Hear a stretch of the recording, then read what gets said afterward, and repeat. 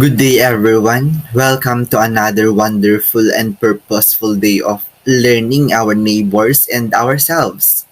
This is the continuation of our series regarding the Southeast Asia, and today we are going to tackle about the Malay world. So what are we waiting for? Come and join me in learning more about the Malay world and the Indonesia. The Malay is characterized by a rich cultural heritage, diverse ethnic groups, and a mix of traditions and religions. The Malay language, which is spoken widely in the region, is considered the national language of Malaysia, Indonesia, and Brunei Darussalam. So our featured country today is the Indonesia, the biggest archipelago and largest Muslim nation. Indonesia is the largest archipelago in the world, comprising of more than 17,000 islands that spans across the equator for over 5,000 kilometers. It is also the world's fourth most populous country with a population of over 270 million people. And based on the statistics, it really grows as of this day. Additionally, Indonesia is the largest Muslim nation in the world, with over 87% of its population identifying as Muslims. However, Indonesia is also home to many religions, including Christianity, Hinduism, Buddhism, and traditional religions. The country's diversity in language, culture, and religion is one of its unique features and has contributed to its rich history and heritage. So as we can see, not we can see that Indonesia is the most populous Muslim nation compared to other Western countries, Western or Middle Eastern countries. We can see that Indonesia is way more populous in terms of the Islam or the Muslim denomination.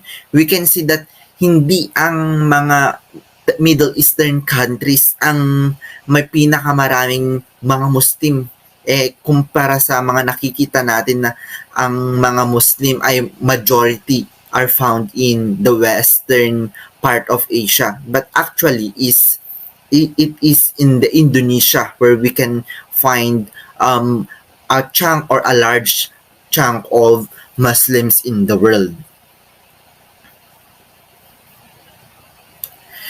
Next is we are going to tackle about the land and people in Indonesia.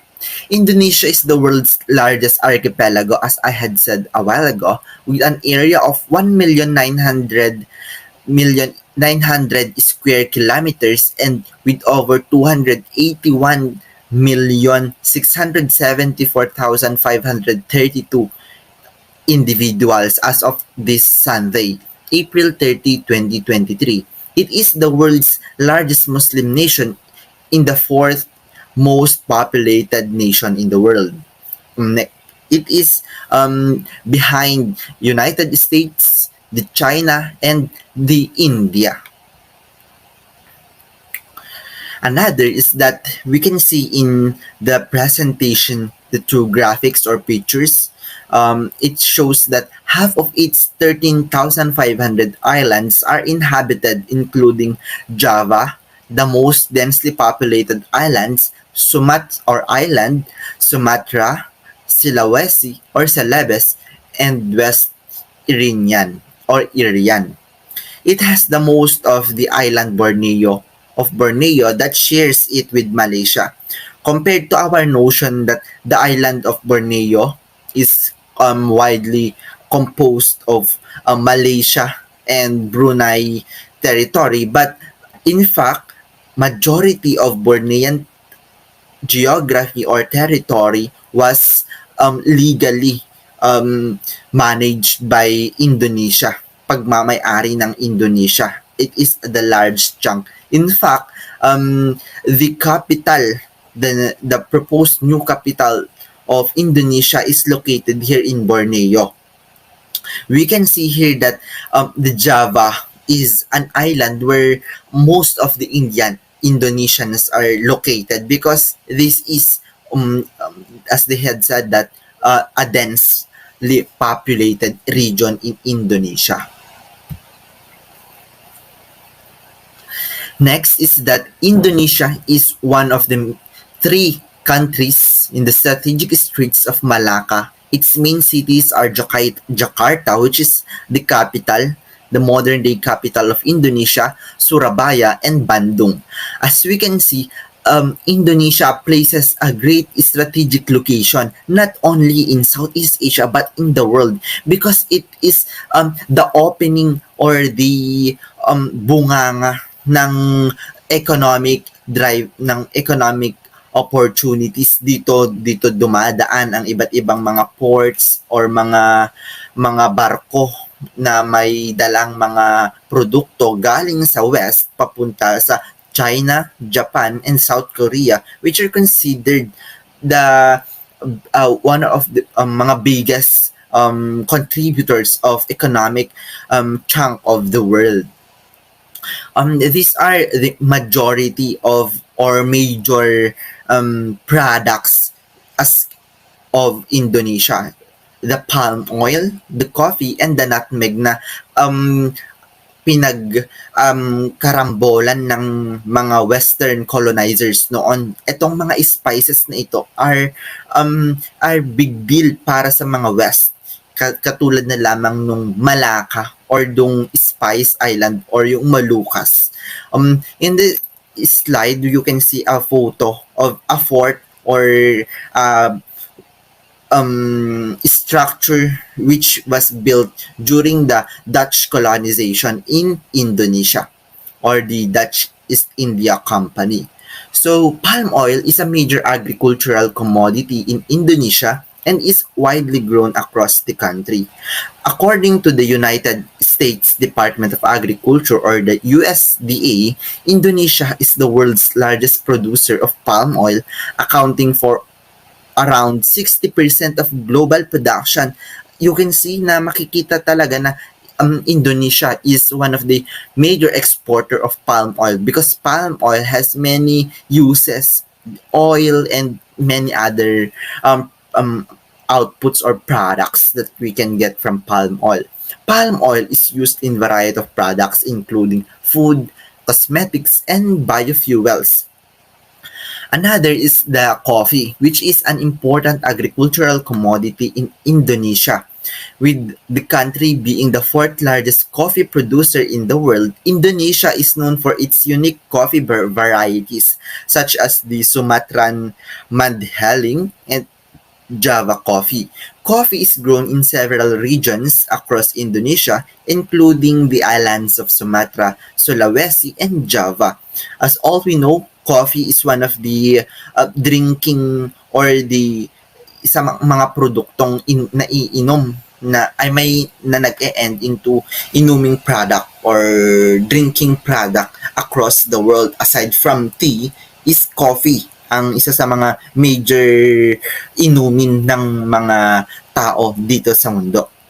And another is the nutmeg, which is also a valuable spice that is produced in Indonesia, specifically or particularly in Moluccas, also known as the Spice Islands, na ito yung pinag-uunahan ng mga Western colonizers doon, because they know that this is a rich island na maaring pagkakakitaan nila. And luckily, in Dutch or the Netherlands got this island from the Indonesians during the period of colonization. Nutmeg has been traded for centuries and was once one of the most valuable spices in the world. Today, nutmeg is used in variety of dishes and is also used in the production of cosmetics and essential oils. As you can see, these products from Indonesia really are important in their economy, and it is the testament how Indonesia is rich in terms of its products, yung mga endemic or indigenous doon sa Indonesia. In terms of religion, the population is mostly Muslim, considering that Indonesia is a Muslim majority consisting of 86%. Next are the Christian evangelicals, which composes of 6% of the total population, the Catholics, which encompasses 3% of the total population, and Hindus and animists are considered the minorities in this region. As all we know, animists, ito yung mga they don't believe in God. And yung mga Hindus naman is it originated in India. So all of these religions are historically evolved in Indonesia, provided that due to Western interference and its neighboring countries through trade or military application. The national language by law of Indonesia is the Bahasa Indonesia. But there are more than, note this, that there are more than 742 languages and dialects among 300 ethnic groups in the archipelago. Considering that this is an archipelago, so it is only natural to have a very distinct languages and ethnic groups across the region. There are 180 ethnic tribes, one of the many or very diverse compared to other countries that include Javanese, which composes of 40%, the Sundanese, Anchen, Batak, Dayak, Balinese, and Papuan. And this Papuan is located at the end or near at Australia. It is bordered with the Papua New Guinea.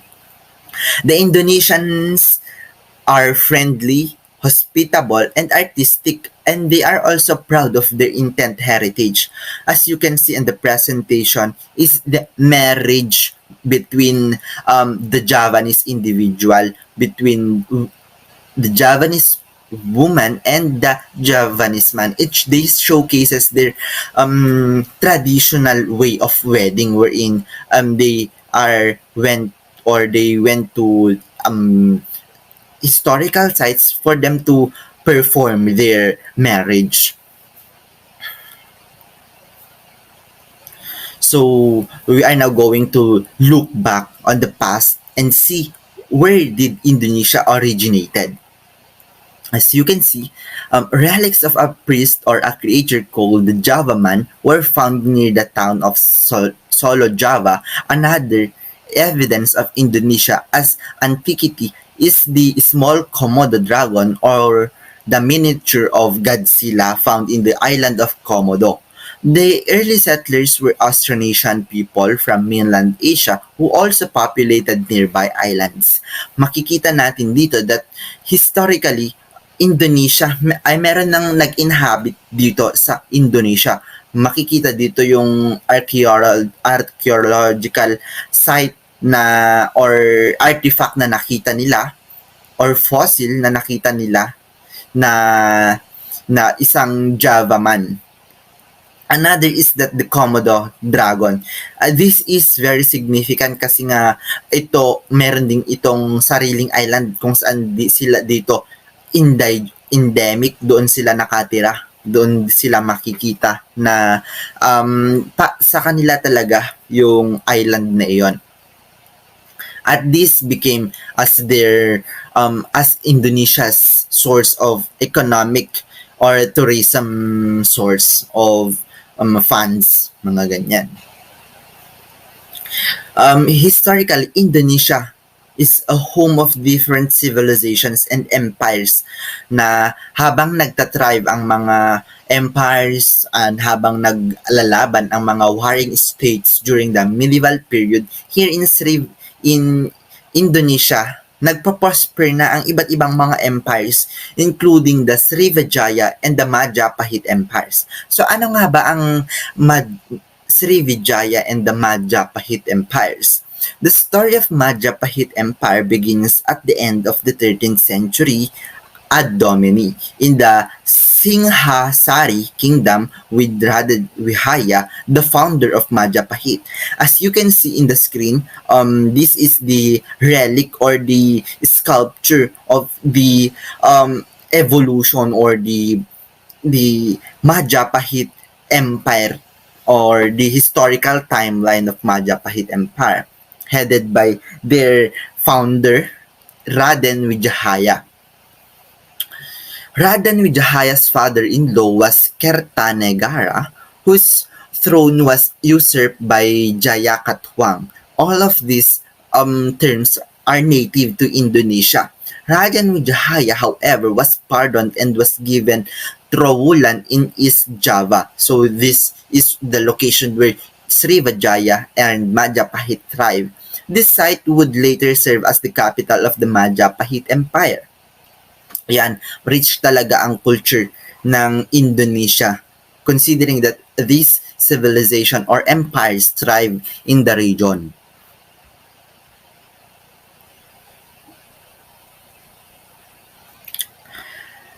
At its height, the Srivijaya Empire, ito na, another empire that arise in Indonesia.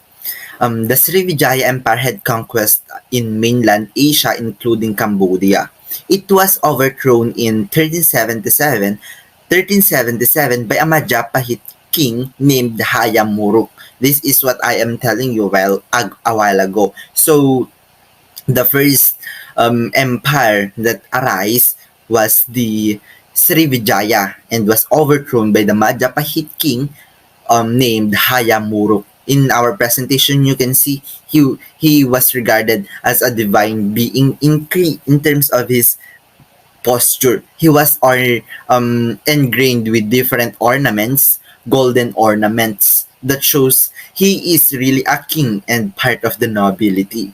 Another is that you can see at the back of the of Hayam Wuruk in our presentation is the archaeological site or the remains of the great Srivijayan Empire.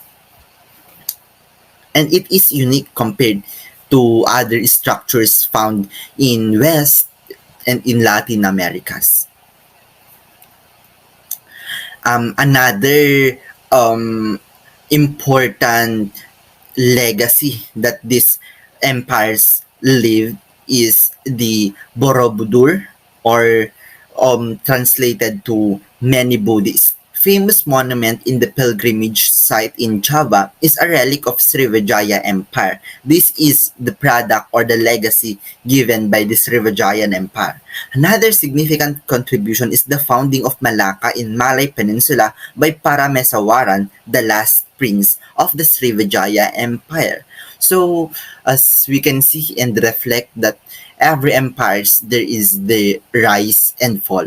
And after they rise, they will fall, and after that there will be another empire that will rise, and as the cycle goes, fall, and that's the history of empires and civilizations. The Majapahit empires consider it they are considered, or the rulers were considered as Hindus, because this is a Hindu empire. It is started in the city of Majapahit in Java. So as you can see that many of these civilizations were located in Malacca, Java, Indonesia, which are the major islands in the Indonesia. It was founded by Raden Wijaya. In the previous empire, or the Srivijaya, it was founded by Hayam Wuruk, and in this Majapahit Empire was Raden Vihaya. Founded by Raden Vihaya after repelling Kublai Khan's invasion in Java in 1293. As we can see here that Indonesia were subjected to invasion by a bigger empire or conquering nation, which is the empire or the dynasty of Kublai Khan. He ruled over a wider area than Srivijaya. So after Srivijaya Empire, Majapahit grows larger than its predecessor. Most dominant pre-Islamic kingdom in the Malay world, as they say, Majapahit Empire. It is the most dominant pre-Islamic before Islam dominates Indonesia. So after the emergence of pre-Islamic civilizations, here we come the enter of Indonesia in the Islam world. In this presentation or slide, you can see the Quran, wherein it is the holiest book of Muslims. Muslims. Here we can see how Islam thrive and survive in Indonesia. The close of the overland Silk Route due to Mongol invasion and the loss of the Levant brought Southeast Asia to the world stage because of the loss of the Mongol or the Levant to the Ottoman. Western countries tried to find other route to escape from the taxations or the interference of the Ottoman Turks. So they went until they see sea routes, and they ended up in Southeast Asia. The international trade prior to the 15th century did not need the Southeast Asia or the seas of Southeast Asia, for it had the overland Silk Caravan Road from North China to the Levant, the Mediterranean, and the West. Ito yung traditional or yung olden way kung paano nagtatraverse ang mga tao from west to the east. Ito yung famous na trading route, yung the Silk Road. Dito talaga nag-umpisa yung yung cooperation or yung communication between the east and west. It is a route na mainly sa desert nagtatraverse, but because of the Ottoman takeover on the major trading post in this Silk Road, ay nag-isip ang West kung paano makapunta dito sa Southeast Asia. And here they come, and they saw the other route through water or through the ocean. However, in 1493, the closing of Mediterranean and the fall of Constantinople created the need for a sea route to the east by sailing west. Ito na nga yung sinasabi ko kanina.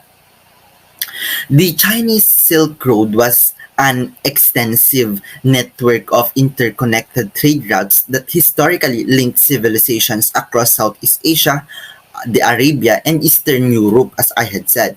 The Silk Road crossed over 40 countries during different periods of history, at ang natatraverse nitong mga bansa really became prosperous, including Syria and other Western countries. But as you can see, many of these Southeast Asian countries now struggle due to political conflicts or internal conflicts in their countries. The Silk Road is a route over both land and sea that extends over vast distances and eventually spread as far as East Africa, the Mediterranean, and India. It is estimated that the Silk Road began taking shape in the 2nd century before Christ, and the trade routes remained in use until the 16th century Anno Domini.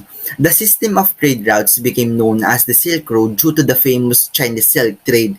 Ito yung naging reason kung bakit tinawag na Silk Road yung naging daanan before ma-discover ng Western countries ang route through water or through the ocean. Ito yung major trading material ng mga Chinese, the silk.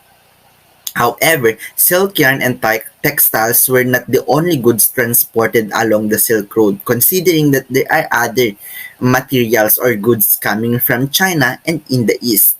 Food items such as vegetables, fruits, and grains were carried back and forth along the various routes. Animals, tools, works of art, and religious objects, incense and timber were also traded between civilizations, and these are very important products in the ancient world. China exported valuables such as tea, porcelain, spices, ivory, and paper after the Chinese paper industry developed when technological advancements led to substituting silk threads for the cotton fibers found in imported paper. China also imported a variety of goods and foods including war horses, spices, fragrances, wine, precious stones, gold, silver, and glassware. All of these products really contributed to the prosperity of the Silk Road way before the ocean route was being discovered.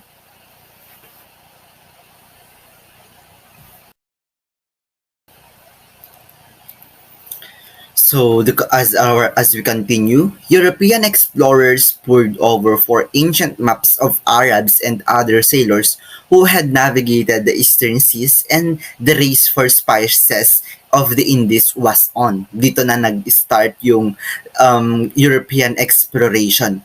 Makikita na due to Arabian minds, yung mga discoveries at pagkakagawa ng mga maps by the Arabs ay dito nag-benchmark yung mga Europeans kung paano sila makarating dito sa Southeast Asia. So considering this, that truly Southeast Asia is the destination because they see that Southeast Asia is very rich in terms of their products or the natural resources. Just as just as it was Islamic Turks who had closed the old route to the east, it was also Islamic Arabs and Indians who opened the new route for their maps, and guides accompanied the Europeans, for they had known these seas way before the white men ever become interested. So way before the Western European countries, individuals became interested in Southeast Asia, these Arabs and these Islamic Turks already created a trading partner between Southeast Asian civilizations in the past. Arab of the Gulf were the most adventurous traders at this time, and it just so happened that they were also urged by the Quran to spread the religion called the Islam. So in this part, we can see that another purpose why Arabs traded with Southeast Asians is the urge to spread the word of God through the Islam and through the spread of Quran, the teachings of Quran.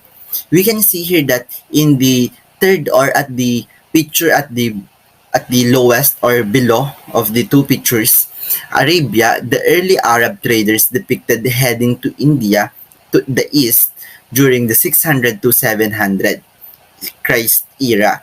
This or the original spice trade is what they call the incense route. Aside from the Silk Road, there is other route which the Arabians devised, which termed as the incense route. Dito na way before the Europeans discovered this route, Arabs already know how to go into Southeast Asia.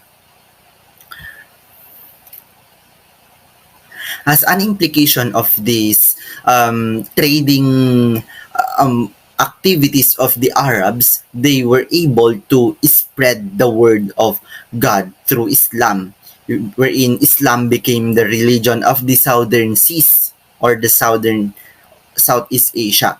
Local kings converted to Islam in order to have more leverage with international traders. So, ito yung factor kung bakit na-influensyahan ang mga local leaders because they wanted their empire civilization be connected into the international traders, wherein yung mga Arabs ang nagiging way nila to connect with other far-flung regions across the globe. The passage through the Indian Ocean brought commerce, between mainland Asia and Southeast Asia. And by the end of 16th century, the island had almost converted to Islam, and their fabulous products, spices, had brought new traders, colonizers from the West. As you can see that after they intend to cooperate through trading activities, the Arabians or the Islamic Turks were able to convert majority of local Southeast Asians into Islam.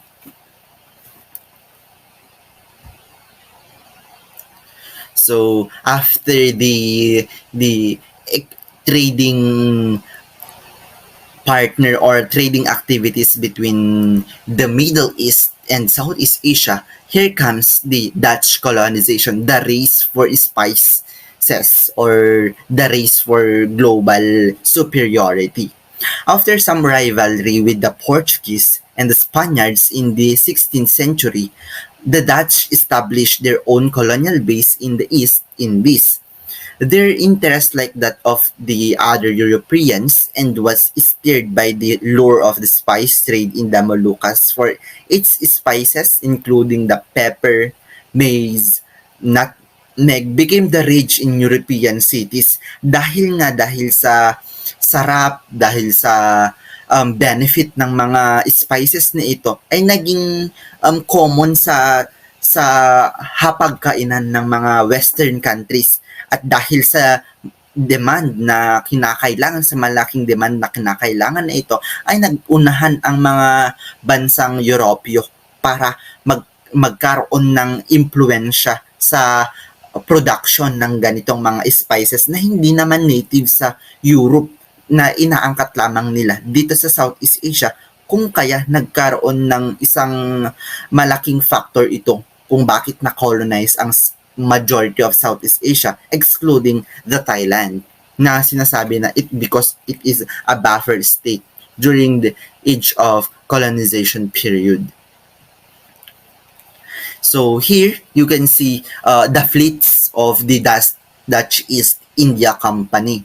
In 1602, the Dutch East India Company was founded by the government to monopolize, take note of this, to monopolize the spice trade and to leverage from this and become a global superpower economically.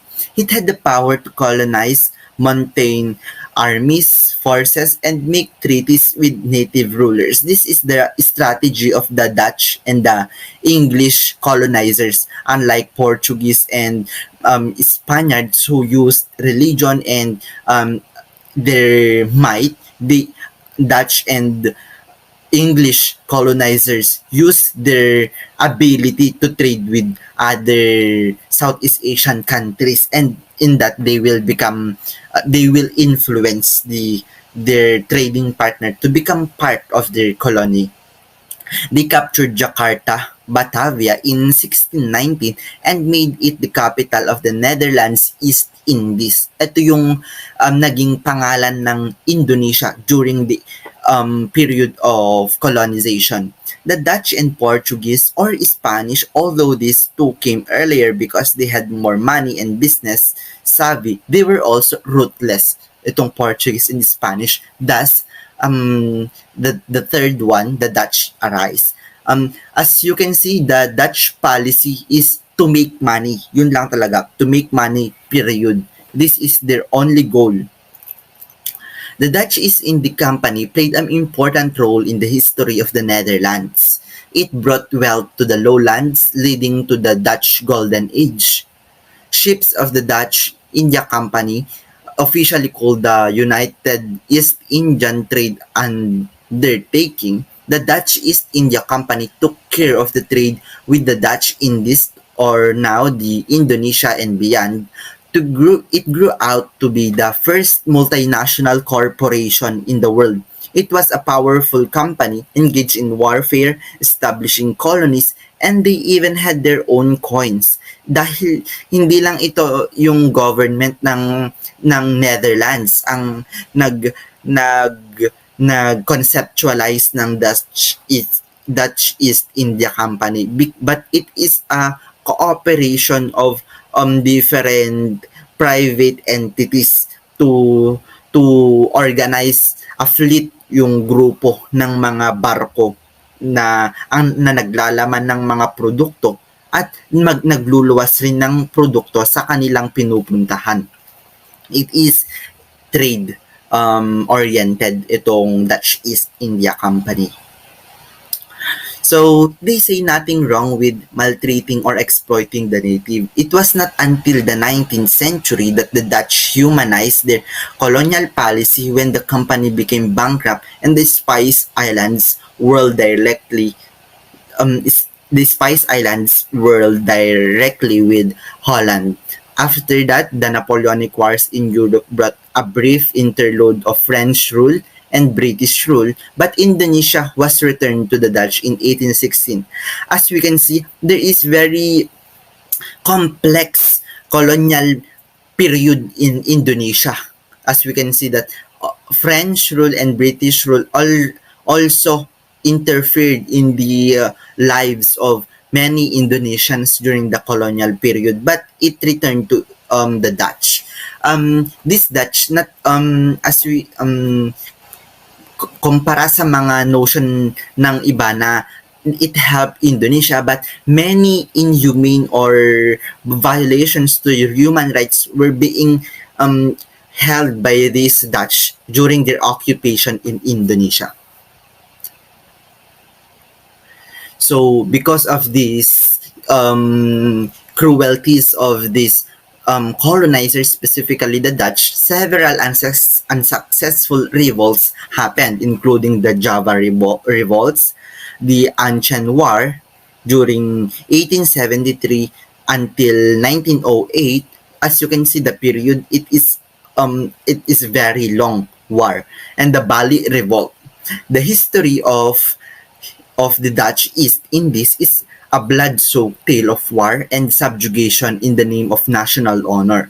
Though in the background it was lucrative spice trade that was the real motivator, in this article we can, or in this presentation, we can see that there are different factors of the 350-year-long saga, and the Achin War, as you can see, is one of the longest military conflict ever fought by the Dutch and the Indonesian locals or natives.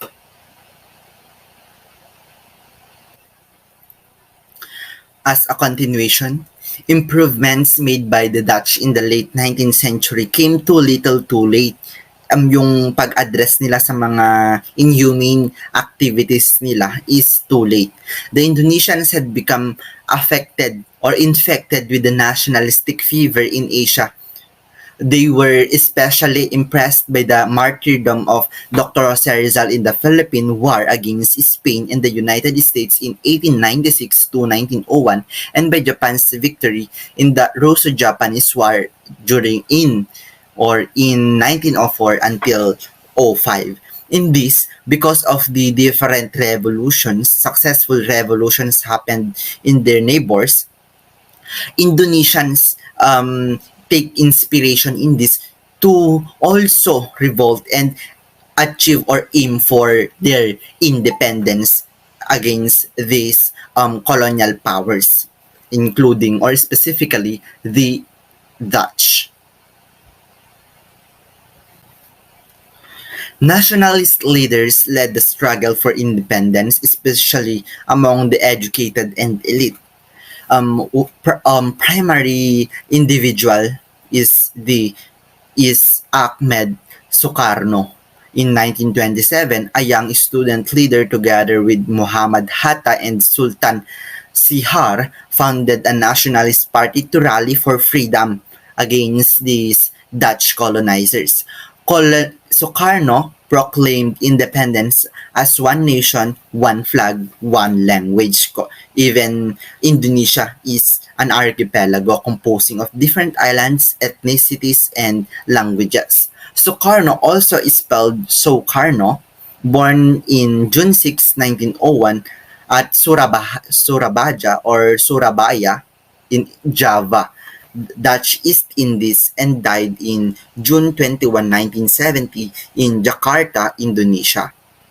He is the leader of Indonesian independence movement and Indonesia's first president. So Ahmed Sukarno is their first president who suppressed the country's original parliamentary system in favor for authoritarian guided democracy and who attempted to balance the communists against the army leaders. He was deposed in 1966 by the army under Suharto, his political counterpart. In this, we can see that after their freedom or independence, they encountered internal conflicts, including the emergence of communist groups or communist rebels. Another primary or important personality in Indian history is Raden Ajahn Kartini. She is a Javanese princess who sought human emancipation through her letters, calling the attention of the rulers to the plight of her people, especially native women, as she became known as the Ibu Kartini and ranks high among Asian heroes. Decades later, her wish to raise the status of women as contained in the Indonesian constitution. As we can see that she did not use yung marahas na pamamaraan ng pagkamit ng kalayaan. Instead, she used her words, her power to talk, her power to write, to influence and to trigger or to challenge the status quo or to challenge the people in power, specifically the Dutch. Raden Ajeng was a pioneer in the area of education for girls and women's rights for Indonesians. She was born into an aristocratic Javanese family in the Dutch East Indies in the past, and Kartini attended a Dutch language primary school. She aspired to further education, but the option was unavailable to her and other girls in Javanese society, considering the patriarchal setup and the colonizer or the Dutch occupation in their region. She came into contact with various officials and influential people, including Aben Danon, in charge of implementing the Dutch ethical policies, and Kartini wrote letters about her feelings and they were published in Dutch magazine and later as Out of Darkness. These are the the literary pieces of Kartini, including Out of Darkness to Light, Women's Life in the Village, and Letters of a Princess or a Javanese Princess. Considering she is a Javanese princess, but even she is a Javanese princess, she receives less opportunity in terms of her education, and this is what she advocates during her time. After the colonization era, we are now going to tackle the World War II and their quest for freedom. The Japanese occupation of the Dutch East Indies in 1942 until 1945 destroyed Dutch prestige and aroused nationalistic activity because of their hatred of the Dutch and gratitude to the Japanese. The Indonesians happily collaborated with the Japanese during World War II because the reason is that they wanted to eliminate the dominance of their past colonizers because they badly needed freedom and independence. So here we can see the Republic of Indonesia during the establishment of Republic of Indonesia in August 17, 1945 with their President Sukarno and Hatta as his vice president.